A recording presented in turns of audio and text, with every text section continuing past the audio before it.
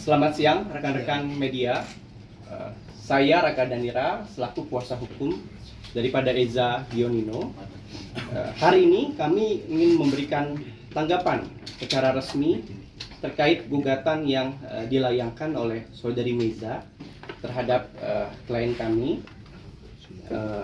Pertama-tama kami ingin meluruskan arah pemberitaan bahwa klien kami, Mas Eza Gionino, mengambil sikap tegas untuk berupaya mempertahankan keutuhan rumah tangganya.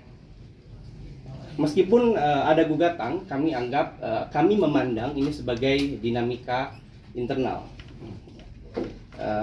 Klien kami di sini juga beranggapan untuk meluruskan berbagai spekulasi yang liar beredar. Kami tegaskan bahwa dalam proses mediasi nanti kami memprioritaskan untuk ke arah perdamaian. Kami juga mengklarifikasi bahwa sampai saat ini bahwa pemicu permasalahan terkait hal ini bukan karena isu dari KDRT dan juga isu orang ketiga. Baik. Oke, mungkin dari saya. Bismillahirrahmanirrahim. Assalamualaikum teman-teman semuanya. Sebelumnya terima kasih udah hadir di sini. Jujur saya gimana ya?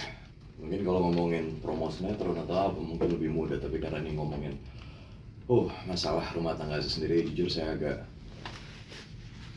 agak gentar ya, nafas saya agak terengah-engah. Jujur ini berat sekali karena yang saya hadapin. Mungkin pertama yang bisa saya sampaikan, saya sangat menghormati istri saya. Sayang, aku sangat hormatin kamu. Aku tahu kamu seorang ibu yang baik, ibu yang hebat untuk anak-anak saya, Nicole, Khan, Aksei. Gini, saya juga akuin kok. Saya sebagai figur suami, sebagai seorang ayah, saya jauh dari kata sempurna, saya akuin itu. Tapi sekarang kondisinya, kita kemarin, ya namanya juga masalah rumah tangga ya, gitu. Rumah tangga itu pasti ada cekcokan gitu loh, ada selisih paham. Jadi yang saya mau juga luruskan di sini ke teman-teman semua, dengan berita yang seperti Mas Raka bilang, berita yang sangat liar di luar sana, dibilang ada KDRT lah gitu, ada pihak ketiga. Saya jelaskan dan saya tekankan itu tidak ada sama sekali, demi Allah tidak ada ya gitu. Demi Allah tidak ada dari saya, KDRT, apapun itu, pihak ketiga pun juga nggak ada. Ini pure masalah kita kurang komunikasi ya, kurangnya komunikasi dengan baik, itu aja. Komunikasi internal pastinya gitu. Tapi Kak Eza sendiri mungkin sudah berpisah rumah kah? Sudah dari berapa lama dan sekarang? Dari pertengahan Agustus ya, mulai tanggal 15 ya Mas ya. Mulai tanggal 15 Agustus saya sudah tidak bertemu dengan istri, anak-anak saya. Gini, selama ini pasti teman-teman tahu kok, saya selalu bilang, yang selalu saya utamakan, prioritas saya dalam hidup saya itu adalah istri, anak-anak saya. Saya bekerja itu untuk mereka. Saya nggak pernah belanja, beli apa-apa gitu, nggak pernah. Saya selalu untuk mereka. Gini, kalian bisa bayangin teman-teman semuanya, saya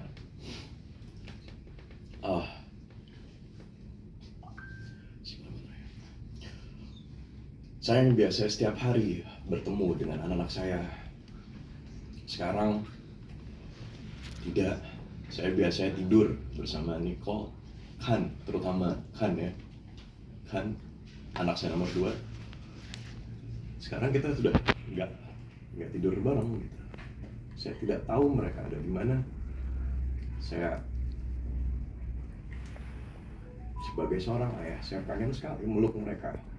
Ya, saya ingin sekali meluk mereka, tapi tidak tercapai.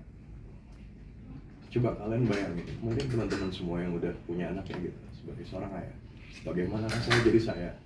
Bagaimana rasanya jadi saya? Saya nggak tahu. saya pengen komunikasi, paling nggak video call lah gitu. Saya pengen tahu anak saya. Ya coba kalian bayangin gimana saya kepikiran bagaimana wajah anak-anak saya kebingungan, nggak tahu dedinya ada di mana gitu. Terus kalau mereka bertanya dedinya di mana, saya nggak tahu jawaban mereka itu apa. Saya jujur, saya sebagai seorang ayah, saya rindu anak-anak saya, dan saya juga rindu istri saya. Jadi dalam setiap doa saya, dalam sujud saya, terima kasih. Saya cuma berharap, ayo, Mam, sayang, kembalilah pulang, yuk. Masalah kita komunikasikan dengan baik. Yuk, kita selesaikan semuanya baik-baik. Ayo, kembali pulang, bawa anak-anak. Aku janji kok, aku bakal perbaikin semua kekurangan aku, ya, kesalahan aku bakal perbaiki itu semua. Ya, dengan kata lain setelah Agustus itu berarti tidak ada komunikasi antara dirimu, istri, dan ke anak-anak juga nggak ada. Baik, jadi sebelum itu ya, ini menjadi kekhawatiran terhadap mental daripada anak-anaknya, bahwa Nicole, Kan dan juga Akse itu memiliki kedekatan emosional dengan Mas Eza. Ya, jadi kita tidak saling menyalahkan, kita juga tidak membuat ini semakin riuh, tapi ayolah kita pentingkan untuk masalah mental dan juga psikologi daripada ketiga anaknya, Mas Eza juga dan juga Mbak Eca. Kak Eza sendiri tahu digugat itu dari siapa dan mungkin Oke, itu dia. Jadi begini, sebelumnya mulai dari bulan awal Agustus kita ada cekcok seperti biasa. Terus akhirnya saya memberikan ruang dan waktu saya memberikan ruang dan waktu untuk Eca supaya kita ada space dulu gitu. Dan akhirnya saya mengalah, saya keluar dari rumah. Terus saya berharap mungkin dengan kalau dalam kondisi emosi seperti ini gitu, jadi saya kasih space dulu. Tapi saya nggak menyangka, saya nggak expect tiba-tiba ada gugatan cerai seperti ini ya gitu. Ada gugatan seperti itu yang dikirim dan dilayangkan ke saya. Itu jujur saya kaget sekali. Itu di luar ekspektasi saya, karena saya berpikirnya ini kan kita masalah komunikasi ya gitu. Masalah komunikasi di mana saya merasa ini semua masih bisa kita selesaikan dengan baik kok gitu. Jadi nggak perlu sampai sebegini sekali seharusnya.